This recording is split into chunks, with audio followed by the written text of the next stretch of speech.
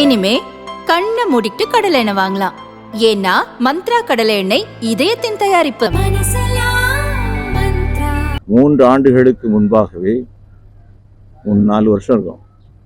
அப்போவே நான் சென்னையில் இருக்கக்கூடிய வட சென்னையில் இருக்கக்கூடிய பல பகுதிகளில் இது போன்ற போதைப் பொருட்கள் எப்படியெல்லாம் மாணவர்கள்ட்ட விநியோகம் செய்து கொண்டிருக்கின்றார்கள், ஒரு நம்பர் லாட்டரி சீட்டு, இதுபோல் பல விஷயங்களை நான் அப்போ இருந்தே நான் சொன்னேன். யாரும் அதை பெருசாக எடுக்கலை. இன்னைக்கு இது இவ்வளோ பெருசாக வர்றதுக்கு காரணம் என்ன? அதனுடைய முதலாளி, அந்த போதைப் பொருளுடைய முதலாளி ஒரு திராவிட முன்னேற்ற கழகத்தை சேர்ந்தவர். அவர் பிடிபட்டிருக்கின்றார். இப்போ ஆளக்கூடிய கட்சியை சேர்ந்தவர்களே இது போன்ற விநியோகத்தை செய்யும் போது நான் அப்பவே சொன்னேன், இந்த விநியோகம், இந்த வியாபாரம் நடக்கிறது என்று சொன்னால் அந்த பகுதியை சேர்ந்த திராவிட முன்னேற்ற, அதாவது திமுக எந்த எம்எல்ஏ, அந்த எம்எல்ஏக்களுக்கு தெரியாமல் இது நடப்பதற்கான சாத்தியக்கூறே கிடையாது, வாய்ப்பே கிடையாது. எப்படிங்க 4 வருஷத்துக்கு முன்னால திமுக வந்துடுறது 4 வருஷத்துல அடி எடுத்து வச்சாச்சு. ஆரம்பத்திலிருந்து நான் சொல்றேன், வட சென்னையில் நான் சுற்றுப்பயணம் பண்ணிவிட்டு இவருடைய ஆட்சி சுற்றுப்பயணம் பண்ணிட்டு வரும்போது நான் நம்ம கட்சிக்காரங்கள்ட்ட சில பேர்கிட்ட சொன்னது, ஏன் நாம் மார்வேஷத்தில் போகக்கூடாது அப்படின்னு. அதையே அவங்க கண்டுபிடிச்சிருவாங்க. எனக்கு எல்லாமே அது இப்போ நினைவு இருக்கு. இப்போ ஏன் இது வெளியே வந்ததுன்னு சொன்னார் அவங்க தான் முதலாளி. அவங்க என்ன ஆகி போச்சுது, வெளியே தெரிஞ்சிருக்குது. நீங்களும் கவலைப்படுறீங்க. நீங்கள் சாதாரண அடுத்த வீட்டு பிள்ளையை பற்றி மட்டுமல்லாமல் உங்கள் வீட்டு பிள்ளையை பற்றி நீங்கள் கவலைப்பட ஆரம்பிச்சிருக்கீங்க. உங்களுடைய சொந்த பிள்ளைகளை பற்றி கவலைப்பட ஆரம்பிச்சிருக்கீங்க. இது நிகழ்வது நல்லது அல்ல என்று நீங்கள் நினைக்கின்றீர்கள்.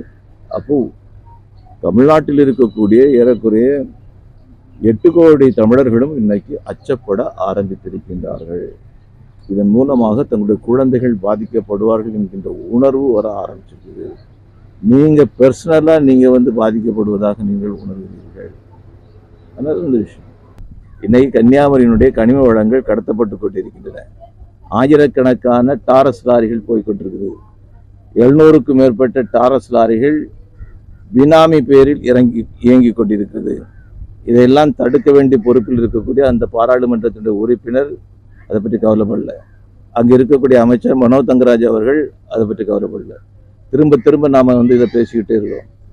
ஆயிரக்கணக்கான டாரஸ் லாரிகள் போயிட்டு இருக்குது. ஏறக்குறைய 36 பேர் அதில் மரணமடைந்திருக்காங்க. இந்த டாரஸ் லாரிகள் அடிபட்டு மரணமடைந்திருக்காங்க.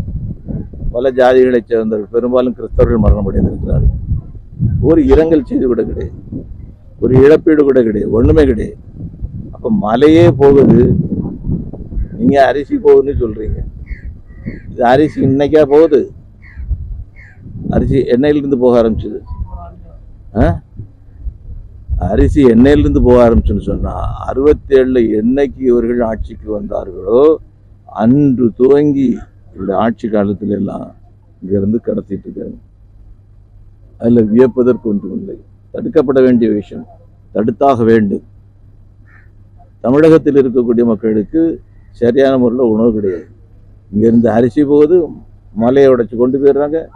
இன்னொரு 5 வருஷம் இவங்க வந்துட்டாங்கன்னு வைங்களா, என்ன ஆகும்? மேற்கு தொடர்ச்சி மலை கேரளத்தில் இருந்து ஆரம்பித்து மராட்டியம் வரைக்கும் அங்கே போகுதுன்னு போடுவாங்க. அப்போ தமிழ்நாட்டினுடைய மேற்கு தொடர்ச்சி மலை எங்கே? மண்ணாக போய்விடும், மண்ணாக்கி விடுவார்கள். இதுதான் நிலைமை. ஏன்னா தமிழ்நாடு அரசாங்கத்தினுடைய ஆசீர்வாதத்தோடு கூட ராதாபுரம் போயிருக்கீங்களா? ராதாபுரத்துல எல்லாம் போய் பாருங்க, கனிம வளம் எப்படியெல்லாம் கடத்திட்டு இருக்காங்கன்னு பாருங்க.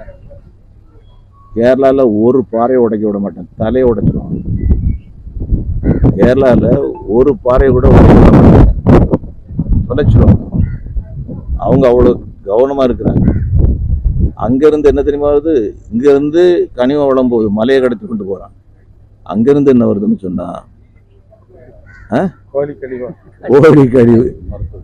கழிவு, ஆஸ்பத்திரியில் உள்ள கழிவு, இந்த கழிவெல்லாம் கொண்டு தமிழ்நாட்டில் இருக்கக்கூடிய கழிவுகள்லாம் என்ன ஆனாலும் பரவாயில்லன்னு தமிழன் தரையை கொண்டு கூட்டிட்டு போறான்.